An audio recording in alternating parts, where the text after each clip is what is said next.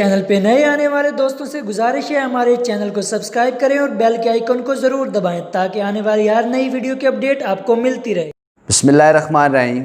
My name is Mohammed Arsalan. How are you? I hope you will be fine. आज हम लोग पढ़ेंगे माइक्रोबायोलॉजी से बैक्टीरिया का जो लेक्चर्स है। अब बैक्टीरिया की बात करें तो बैक्टीरिया जो डिस्कवर हुआ था उसको लिवान वैन हुक साइंटिस्ट ने किया था 1673 में। उसको नाम दिया गया था लिटिल एनिमल। उसके बाद 1973 में डेनिश साइंटिस्ट था फेरेडिक मोलर, उसने इसको नाम दिया बेसिलाई। और लास्ट पे कैसिमर बवानी जो कि फ्रेंच बायोलॉजिस्ट था, उसने इसको 1850 में इसको नाम दे दिया बैक्टीरिया का। अब हमने सबसे पहले बैक्टीरिया को इन द शॉर्ट फॉर्म में समझने की कोशिश करनी है कि बैक्टीरिया है क्या। तो बैक्टीरिया को हम लोग इसका स्ट्रक्चर सबसे पहले देखेंगे और 3 वर्ड के साथ। बैक्टीरिया जो है माइक्रोस्कोपिक, यूनिसेलुलर और प्रोकैरियोटिक्स ऑर्गेनिज्म है। अगर इन 3 वर्ड्स को हम लोग क्लियर कर लें तो आप लोगों को बैक्टीरिया जो है वो इजीली समझ आ जाएगा। माइक्रोस्कोप से मुराद के जो आम आँख से नज़र नहीं आता, नेक्ड आई नहीं हो सकता। यूनिसेलुलर का मतलब कि सिंगल सेल के ऊपर मुश्तमिल होगा। प्रोकैरियोटिक्स का मतलब ऐसा सेल जिसके अंदर लैक ऑफ न्यूक्लियस, और या फिर दूसरा लिखेंगे lack of membrane bounded nucleus and membrane bounded organelles, जिसकी ऑर्गेनेलीज और न्यूक्लियस जो हैं वो मेम्ब्रेन के अंदर नहीं होंगी, वो प्रोकैरियोटिक्स ऑर्गेनिज्म होगा। अगर हम इसका स्ट्रक्चर ड्रॉ करें तो हम लोग इसको सिंगल सेल पे बनाएंगे। है ये माइक्रोस्कोपिक, लेकिन इसको थोड़ा सा बड़ा करके हम लोग दिखा रहे हैं कि आप लोग इसको इजीली समझ सकें। तो जो बैक्टीरिया है इसमें इसके स्ट्रक्चर में सबसे आउटर जो होगी इसकी सेल वॉल होगी। अब इसको हम लोग इसी से ड्रॉ भी इसी तरह करते हैं। सेल वॉल होगी और उसके बाद दूसरे नंबर पे सेल वॉल के अंदर जो है वो सेल मेम्ब्रेन आएगी, और सेल मेम्ब्रेन के बाद जो इसका इंटरनल हिस्सा होगा जहाँ पे वाटर वगैरह पड़ा होगा, कुछ इस तरह का फ्लूइड होगा, इसको साइटोप्लाज्म कहेंगे। इसके अलावा इसके अंदर जो ऑर्गेनेलीज पड़ी हैं इसमें राइबोसोम पड़ा होगा। राइबोसोम के बाद ये क्रोमोसोम, और क्रोमोसोम के बाद हम यहाँ पे बनाते हैं जी प्लाज्मिड।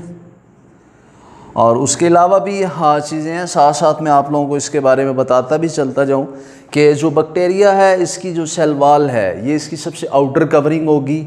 सेल वॉल के अंदर सेल मेम्ब्रेन होगी, और जो बैक्टीरिया की सेल वॉल है ये बनी होती है पेप्टाइडोग्लाइकेन से।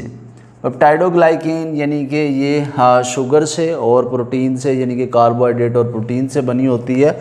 और इस सेल वॉल को जो पेप्टाइडोग्लाइकेन है इसका दूसरा नाम म्यूरिन, इसको म्यूरिन भी कहते हैं।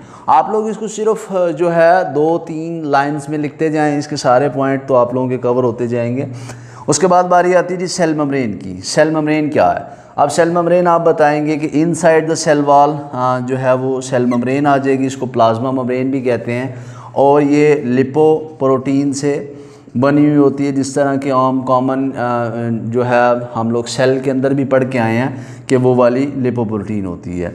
उसके बाद बारी आती है साइटोप्लाज्म की। साइटोप्लाज्म जो बैक्टीरिया के अंदर होता है वो सेमी ट्रांसपेरेंट और सेमी फ्लूइड होता है, यानी कि मुकम्मल तौर पे फ्लूइड नहीं है, और ये सेमी ट्रांसपेरेंट है। इसमें से कुछ चीज़ें दिखती हैं, आर पार देखा जा सकता है, लेकिन सारी चीज़ें इसमें से नहीं देखी जा सकती। इसके अंदर जो है प्रोटीन और लिपिड और इसके अंदर अमाइनो एसिड वगैरह इसके अंदर मौजूद होते हैं।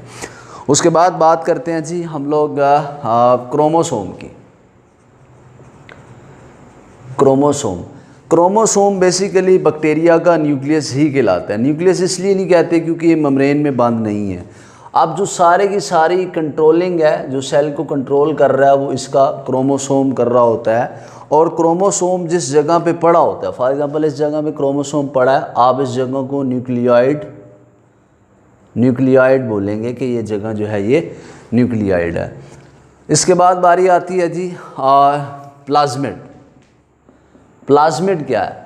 अब प्लाज्मिड के बारे में बोलता है कि प्लाज्मिड जो है वो बैक्टीरिया के सेल के अंदर एक्स्ट्रा जो है वो क्रोमोसोम पड़ा है, यानी कि इस क्रोमोसोम के अलावा कोई और क्रोमोसोम पड़ा है। तो इसको आप यूँ भी लिख सकते हैं extra chromosomal small circular DNA ring, double standard भी लिख लें, double standard DNA ring present in the cytoplasm is called plasmid. Plasmid जो है वो क्रोमोसोम के अलावा जो है इसमें पड़ा होता है क्रोमोसोम उसमें, और इसमें जीन्स प्रेजेंट होते हैं। अब जीन्स बेसिकली जीन्स जो होते हैं वो ग्रोथ के लिए होते हैं। अगर हमारे अंदर भी जीन्स हमारी ग्रोथ करवा रहे होते हैं, लेकिन जो क्रोमोसोम जो इस प्लाज्मिड के ऊपर जीन्स होंगे वो बैक्टीरिया की ग्रोथ के लिए नहीं होते। बेसिकली ये होंगे ड्रग रेजिस्टेंस के लिए, जिसको आर फैक्टर भी कहा जाता है, ड्रग रेजिस्टेंस, यानी कि एक बैक्टीरिया जो है वो एक ड्रग के मज़ाहमत अपने अंदर इतनी पैदा कर लेता है कि उससे नहीं मरता, तो वो वाले जीन्स जो हैं वो प्लाज्मिड पे प्रेजेंट होते हैं।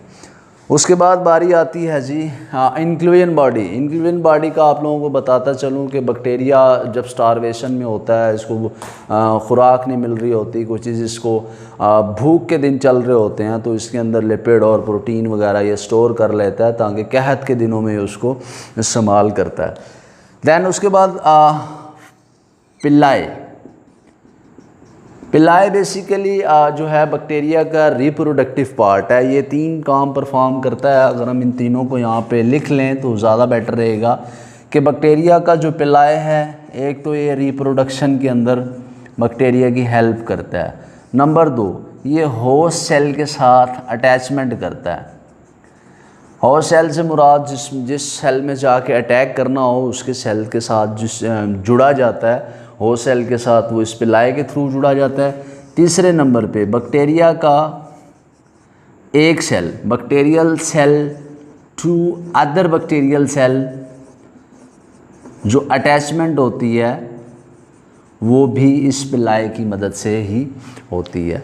इस पिल्लाई के बाद आता है जी फ्लैजिला। फ्लैजिला बेसिकली क्या है? ये बैक्टीरिया का चप्पू है। ये बैक्टीरिया को मूव करने में मदद देता है। मतलब कि अगर बैक्टीरिया बॉडी के अंदर है और उसमें वो मूव करना चाहता है तो फ्लैजिला की मदद से मूव करेगा। और फ्लैजिला एक प्रोटीन से बना होता है जिसको फ्लैजिलम कहते हैं। इन दोनों में डिफरेंस ये होगा कि जो फ्लैजिला है वो पिल्लाई से थोड़ा सा बड़ा होगा। और उसके बाद लास्ट पे बात करते हैं जी, चलें एक और इसमें ऐड करते हैं, एक और कैप्सूल। कुछ ऐसे बैक्टीरिया होते हैं, स्पेशली ग्राम नेगेटिव बैक्टीरिया होते हैं, जो कि अपने ऊपर एक एडिशनल लेयर बना लेते हैं। वो लेयर इसलिए बनाई जाती है ताकि इसको जो इम्यून सेल हैं, आप ये समझें कि उसको डिटेक्ट नहीं कर पाते। सिंपली टू से अगर इससे भी आसान करना चाहते हैं तो कैप्सूल बैक्टीरिया अपने ऊपर एक एडिशनल लेयर बनाता है, इसलिए बनाता है ताकि वो खुद प्रोटेक्ट रहे दूसरे सेल से जो इसको मारते हैं, मतलब कि इम्यून सेल से ये प्रोटेक्ट रहे। उसके बाद आता है जी लास्ट पे एक टर्म यूज़ होती है जी सेल इन्वेलप। अब सेल इन्वेलप किसको कहते हैं? कुछ माइक्रोबायोलॉजिस्ट ये कहते हैं कि जो बैक्टीरिया की सेल वॉल है, यानी कि सबसे आउटर कवरिंग, उसके बाद जो बैक्टीरिया की सेल मेम्ब्रेन है जो सेल वॉल के अंदर आती है, और कैप्सूल जो उसकी प्रोटेक्शन सेल है जो बनाता है। कुछ माइक्रोबायोलॉजिस्ट ये कहते हैं इन तीनों को इकट्ठा, आप लोग अलग-अलग नाम ना लें, cell wall, cell membrane, capsule, आप इनको इकट्ठा जो है वो सेल एनवेलप कह दें। अगर आप लोग अपने पेपर में जो इसका क्वेश्चन आता है कि right a short note on bacteria, structure of bacteria, आप इसका लिखते हैं तो आपके पास जो लिखने के लिए सेल वॉल है, सेल मेम्ब्रेन है, साइटोप्लाज्म है, क्रोमोसोम है, राइबोसोम है। राइबोसोम का इसको सिंपली फैक्ट्री ऑफ प्रोटीन कहा जाता है, जो बैक्टीरिया के अंदर प्रोटीन को तैयार करती है। प्लाज्मिड है, इस पे जीन्स होते हैं। उसके बाद आप पिल्लाई के बारे में लिखें, जो इसके 3 पॉइंट हैं। फ्लैजिला के बारे में 1-2 लाइन लिखें, और लास्ट पे आप लोग कैप्सूल और सेल इन्वेलप का बताएं, तो आप लोगों का क्वेश्चन जो है वो क्लियर हो जाएगा। आई होप कि आप लोगों को मेरा ये लेक्चर पसंद आया होगा। अल्लाह हाफिज़।